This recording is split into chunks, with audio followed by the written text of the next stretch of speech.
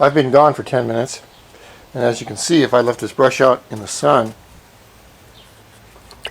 it would have crusted by now. But when it's in water, the paint's all soluble, so you can leave that in there all day if you want, especially when it's hot out, or any day, it doesn't matter. But after you clean it out, if you have a good brush with good vestiges on them, then you can paint better. So that's one tip. I also have a wet rag right here, just in case I make a spill.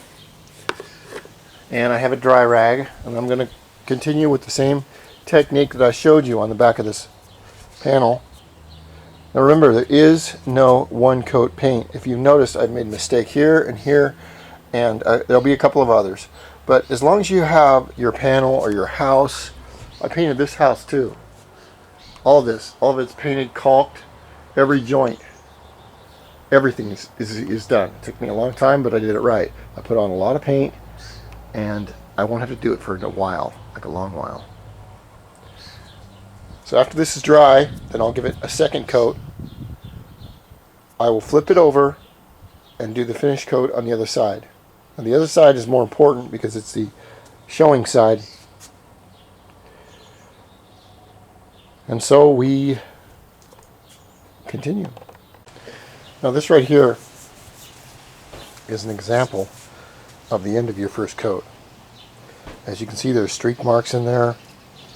There's the other flaws. There's misses here. Here's another one I've done.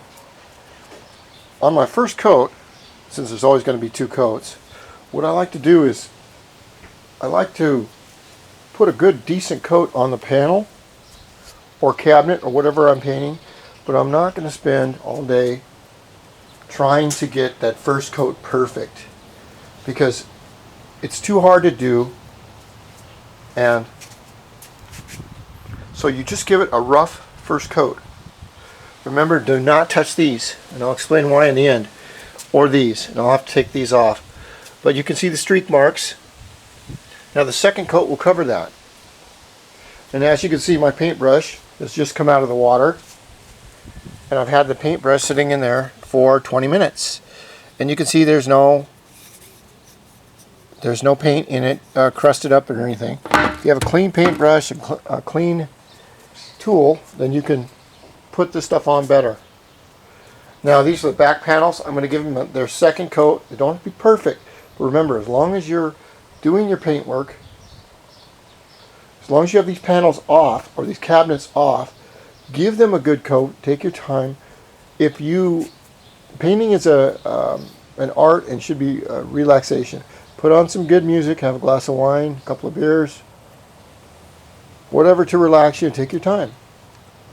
Just go very slowly and follow these techniques. And I'll show you what it looks like in the end, and I'll let my work be the judge. Okay, we're on to the second coat. Here we are in day 2, since it was 4th of July yesterday, and I got carried away. And this is a good lesson to show. These cabinet doors have 2 coats of paint on the back, and that's just for looks. Remember, and this is the one that I did the wood putty on. Now, the lesson is that this paintbrush right here has been sitting in here probably for 24 hours. Now I want to show you why it's good to have a thing of water, because if you see this paintbrush, after I just shake the water out of it onto the lawn, it's in perfect shape. That's why it's nice to have a bucket of water, and you can throw it in there anytime. If your paintbrush is in good condition and you feel it's in good condition, then you'll paint better. If it's all clogged up with paint and you have paint all over your hands and sticky in between, then you won't paint correctly. And the point is that to do the job, you should be relaxed and enjoy it. Take your time, and remember that Michelangelo or Rembrandt did not start out painting masterpieces in one day. They had to practice, and they practiced their technique. Now, what I will do is I will give this 2 coats on this, And after I give it 2 coats and I like it, then I will get the edges. The bottom edge doesn't count. But the problem is that this edge down here, remember I want to put 3 millimeters of paint on the doors, and this is the reason I don't paint them. This is where the cabinet doors go. If you look right here, if I paint these, I want to put 3 millimeters of paint here. If I paint the other side, I want to put 3 millimeters of paint right here.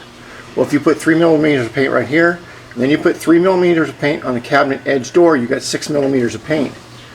Then on the center door edge, you put 3 millimeters, and then you put 3 millimeters on the other one that goes on this side.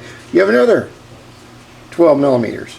So the thing is that you cannot shut the doors because you have way too much paint on them. And what I can tell you is that just 2 or 3 millimeters of paint can really screw up your job. So what we're going to do is we're going to paint the cabinet doors, and when I get done, and I'm not going to show this, but when I get done, I will lightly go over here, here, and here with just a whisper coat of the brush, just to put a little color on it. Therefore, I don't screw up the integrity of the fittings, or all these are custom fit. Now that's a tip that you can really learn by. Okay, I'm going to start painting.